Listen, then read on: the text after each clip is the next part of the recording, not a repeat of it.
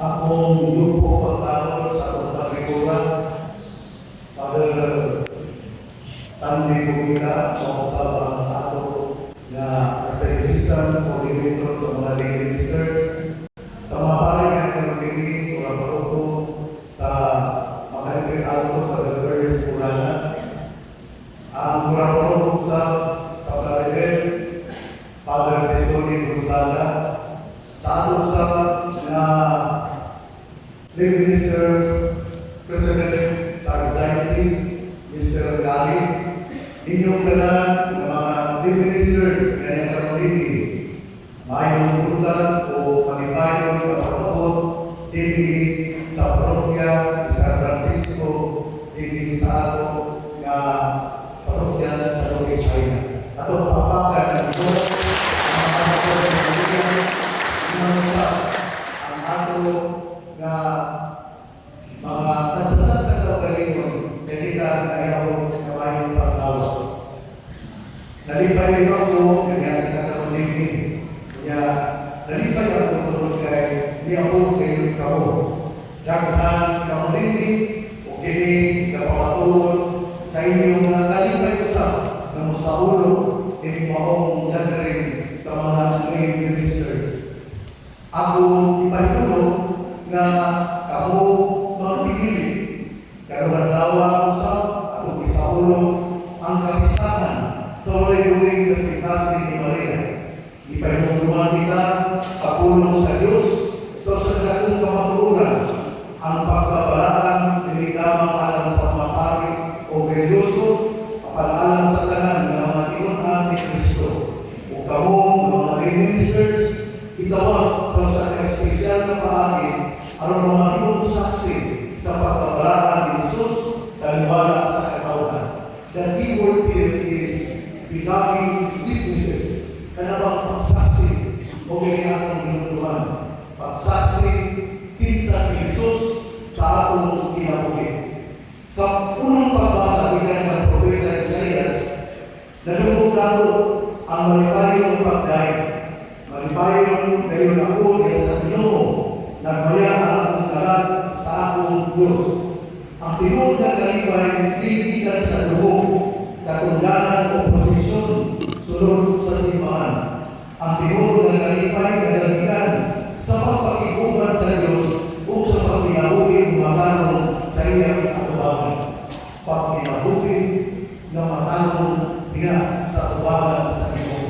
Again, the emphasis is becoming a witness of who Jesus is in our life. Ang lay minister, lamang sa katao na ay lumato sa simbahan. Siya o sa katao na tinawag sa Diyos aron mawakilong bukid ehemplo sa Ebanghelyo. A living witness of the gospel promise. Huwag na ang pagtuntuhan. Ibalik-balik ang pagka-becoming witness of what it means to be a lay minister. Sa Ebanghelyo, atong makita ko na lumog si Maria o Jose na nakita ng Jesus sulod sa tulong na adlaw sa ilang nakita siya sa templo. Ningon si Jesus, wala pa kang mabasayo na kailangan ako anak sa balay sa akong mamahan. Hindi ka pagkitaw, nagpalagay sa himpit at pagkubyan ni Jesus sa kauputon sa amahan. Bisa sa ini, ang Ebanghelyo na inutusan na ibalik siya sa Nazaret o matinuhanon na nagpasakot kang Maria o Jose. Hindi makita nato ang usa ka importante na leksyon sa mga lay ministers. Ang pagkabalaan makita dili lamang sa dagkong mga buhat apan sa matinuhanong pagtuman sa kabubuton sa Diyos matag adlaw. Si Jesus bisan anak sa Diyos nagpakita sa pagpaubos o pagkapatinuhanon. Importante kayo din itawag o obedience. Yan din kayo ulit mo mga lay ministers. Kaya usakay, mas makuha ang tutulog sa pati. Usay mo sa pati pa, mga sa pati. Ako, bakit nagutin mo isang kayo linis ka na ako sulti ka tali? Dili man mo ito. Osborgo, kamo,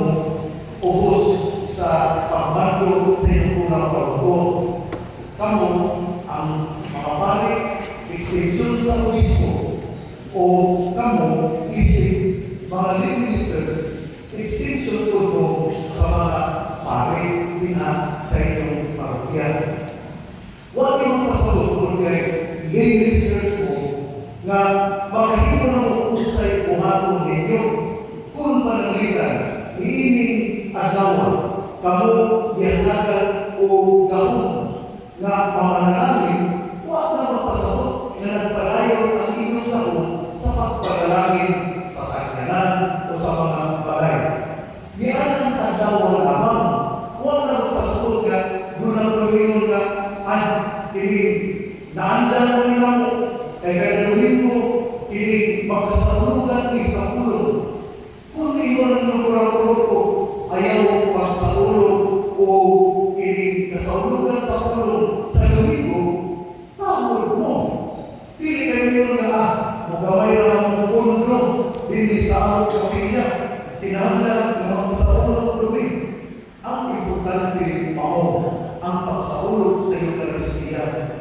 Ang Eucharistia mo man ang sentro o ang kinakastan nga pamamuyo o giawag ng tanan musimba kayo aron mo sa ulog sa Eucharistia. Doon ang pagkakuan mo sa ulog ng Eucharistia sa Domingo, hindi nasaulugan sa ulog. Kaya dili mo musimba.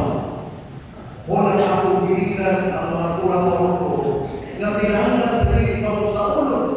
Sa kasahulugan sa ulo, tinahanglan ng musimba pusa ang lay minister. Dili kayo himo ka mo sa inyong tulungan nga wala kang malamig sa pare o dili ka mo musimba kahit ang pagsimba mo'y pinatasan ka pangamuyo. Pagkakalang hatag mo kining Eucharistia, kunya wala mo makasimba, dili ka na maayo. Tako na ikaingon, kinahanglan kayo, yung atong kinabugin, gamang-tala sa witnessing the gospel values o ako katanunginan ng mga pare, extension sa obispo o kamo sa extension sa mga pare. Kung kamo isukog din adlaw, wala ka pasabot, nakadunay ini kaya inyong pag-alinoon. Gawas, kung kada Domingo kung kayo require ng tama